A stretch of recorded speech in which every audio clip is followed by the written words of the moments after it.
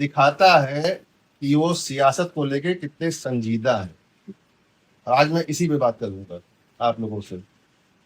78 साल हो गए, अभी 15 अगस्त को आप लोगों ने आज़ादी का जश्न मनाया होगा, सब लोग मोटरसाइकिल पे झंडा लगा के घूमे होंगे, है ना। और 78 साल में हम लोग इस बात पे गौर नहीं कर पाए आज तक कि 78 साल होने को आ गए, फिर भी हम लोगों की ठुकाई और पिटाई जारी है।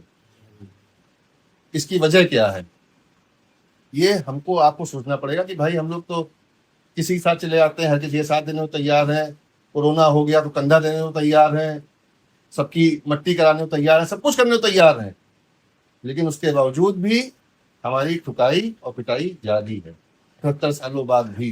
तो इसका मतलब कहीं ना कहीं हम लोग सियासी गलती कर रहे हैं।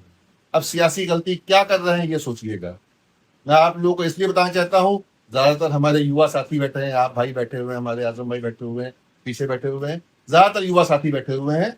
अगर आप लोग नहीं समझ पाएंगे तो हमारी औलादों की भी ठुकाई और पिटाई जारी रहेगी। ये बात ध्यान रखिएगा आप लोग। गलती क्या हो रही है, गलती समझिए क्या हो रही है। कांग्रेस जो हमारी सबसे बड़ी सरबराह, हमारी रहनुमा, जो कह लीजिए उनके बाप दादा, अभी जो हमारे लीडर हैं वो सब हमारे रहनुमा बनने की तैयारी करते हैं। लेकिन सोचिए, आपको अगर लीडरशिप देते हैं तो किसकी देते हैं, एक मुशायरा पढ़ने वाले की। उसको भेजते हैं वो राज्यसभा की, तुम राज्यसभा बनोगे। क्यों? क्योंकि उनकी दादी सिखाई गई है, कोई ऐसा पॉलिटिशियन, कोई संजीदा सियासतदान कहीं आगे मत आने देना जिससे तुम्हारी कुर्सी में खतरा पड़ जाए। समझिए आप लोग इस बात को। वो अपनी कुर्सी सेफ रखे हुए हैं। राहुल गांधी साहब बड़े नेता हैं, मैं उनके सामने मेरी कोई हैसियत नहीं है, लेकिन आप लोग ये सोचिएगा कि उतने बड़े नेता थे भाई, तुमने इतने बड़े बड़े तुमने काम किए, तुम्हारे घर खानदान वाले इतनी बड़ी पोस्ट पे रहे, प्राइम मिनिस्टर रहे, सब कुछ रहे, पार्टी के अध्यक्ष, सब कुछ। उसके बावजूद 2019 का लोकसभा चुनाव हो रहा था, उनको अमेठी विधानसभा छोड़ करके भागना पड़ गया वायनाड। आप लोग यहाँ बैठे हुए शायद वायनाड के बारे में नहीं जान रहे हैं, मैं आपको बता देता हूँ वायनाड है क्या। वायनाड केरल की एक जगह है जहां पे मुस्लिम आबादी 50 से 55%, 20% क्रिश्चियन आबादी, बाकी सब में अदर आ जाते हैं, इसलिए वो वायनाड गए थे। तो जिस वक्त उनकी पूरे हिंदुस्तान में कहीं इज्जत नहीं करी गई, उस वक्त हमने उनको इज्जत बख्शी थी। ये बात आप लोग ध्यान रखिएगा। और उसके बदले में हमें मिलता क्या है, आप ये बात गौर करिएगा, इस बात पे आप लोग देखिएगा। कांग्रेस अभी एक मुद्दा चला रही है, वोट चोरी।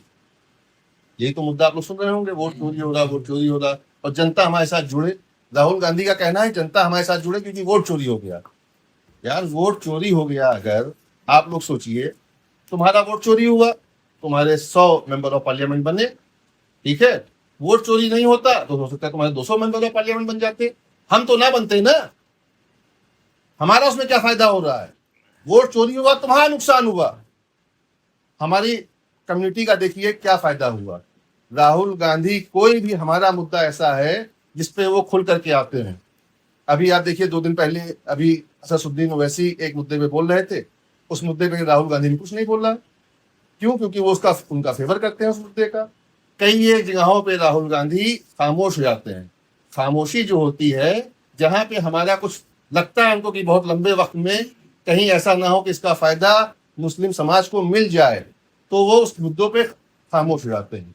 कांग्रेस की पॉलिसी हमेशा से ये रही, जो कागजों पे हमारा गला घोटा गया, चाहे किसी भी चीज में घोटा गया हो। कई एक पुराने वाकये ऐसे हैं, कभी आप सुनेंगे मलियाना दंगा, कभी आप सुने होंगे हाशिमपुरा दंगा।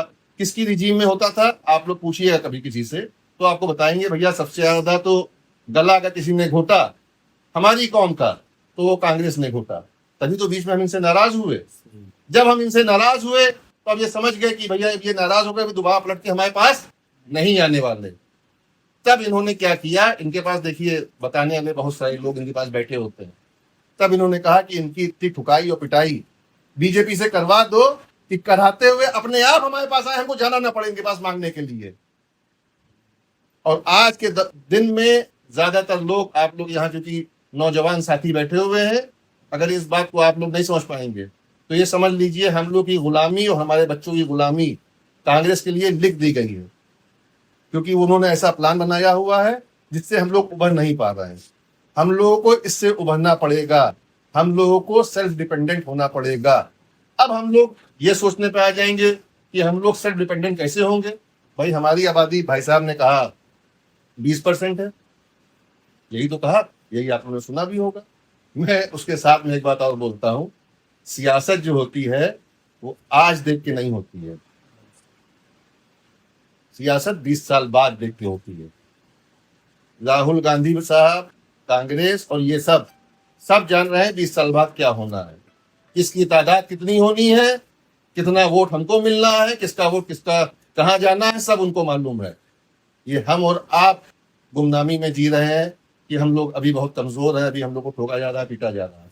मैं आप लोगों को चल रहा है 2025, बामुश्किल 2035 का आप लोग इंतजार करिए, आप लोग अपने आप समझ जाएंगे मैं क्या इशारा दे रहा हूं आप लोगों को। और ये प्लान कांग्रेस 2012 में बना चुकी है कि इनकी इतनी ठुकाई पिटाई करो कि अगले 50 साल 100 साल कहीं जाए ना, कहीं अपना कोई मंसूबा बनाए ना, कहीं अपनी कोई सियासी क़यादत खड़ी न कर ले जाएं ये लोग। इसलिए इनके साथ ये इतना बड़ा रिजीम चलाई गई, हमारे साथ जुल्म और ज्यादती की।